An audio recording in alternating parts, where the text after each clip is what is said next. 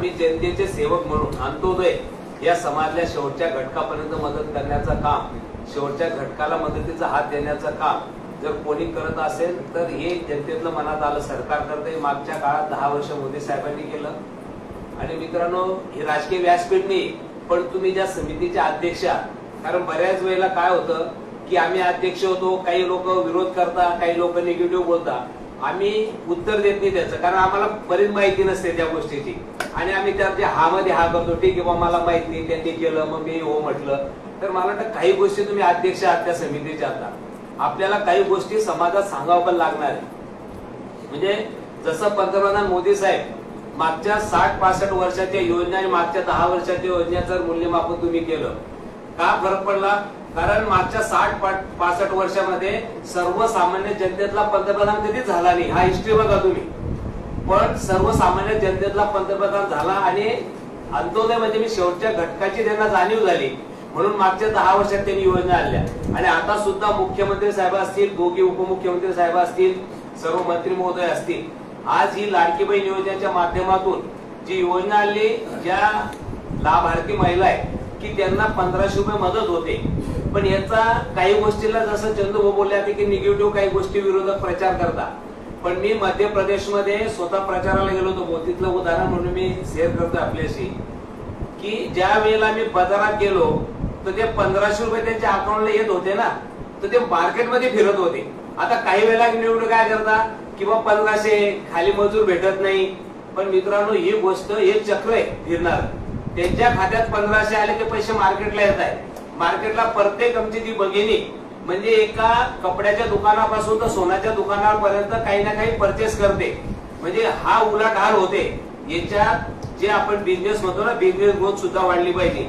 तर याला ते कारण पण आहे की गरीबाला मदत पण होते. आणि ते मदत होत असताना मागच्या 60-65 वर्षाचे दारिद्र्य रेषा खालचे जे कुटुंब होते ते वाढत होते. पण मागच्या 10 वर्षात ते कुटुंबाची संख्या आता कमी झाली, दारिद्र्य रेषा खालच्याची ती वाढली, कारण अशा योजना आल्या आणि ते दारिद्र्य रेषा खालच्या त्यांची उंची वाढली. म्हणून मला वाटतं या योजना 1500 रुपये नाही, या राष्ट्राच्या हिताच्या पण आहे, या जनहितासाठी योजना आहे की त्याच्यामुळे बऱ्याच वेळेला आम्ही म्हणतो ठीक आहे त्यांना मिळाले, एक अर्धा म्हणतो आता मजूर भेटत नाही. पण मित्रांनो, पॉझिटिव्ह गोष्टीने आपल्याला मांडता आल्या पाहिजे की हे जनकल्याण योजना आहे.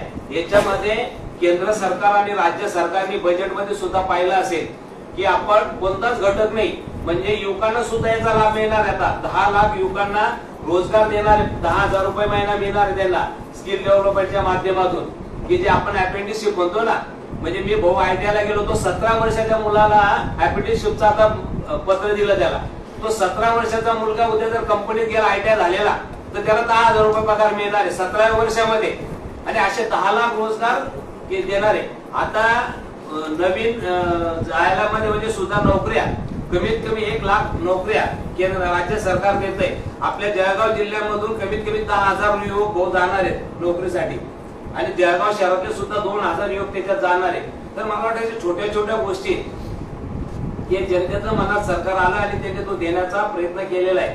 म्हणून सर्व अध्यक्षांना विनंती राहील की आपण आता आपल्या आपल्या मंडळामध्ये, तालुक्यामध्ये या पॉझिटिव्ह गोष्टींनी, की त्याच्याबरोबर मला काल एक पत्रकार सांगत होता की याचा तुम्हाला निवडणुकीला लाभ होईल का, त्याच्यासाठी लाभले का. पण मित्रांनो, आपण वारकरी संप्रदायाच्या आहोत. महाराष्ट्र हा वारकरी संप्रदाय, परमार्थ बरोबर स्वार्थ हा आपला नारा आहे.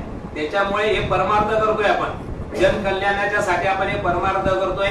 पण त्याच्यामध्ये आपल्या माध्यमातून जनतेला जोडणं आणि तुम्ही जर सेवा केली तर मला वाटतं सेवेतून नक्कीच आपल्याला यश येतं, लोक आशीर्वाद देतात. पण जनतेपर्यंत आपण जात असताना या पॉझिटिव्ह गोष्टीने जावं लागेल आपल्याला. बऱ्याच वेळेला राजकारणामध्ये 19-20 होतं, जातीपातीचं राजकारण सर्व बाजूला ठेवून जो काम करेल त्याच्या पाठीमागे उभे राहा, ही भूमिका आपल्याला सांगता आली पाहिजे.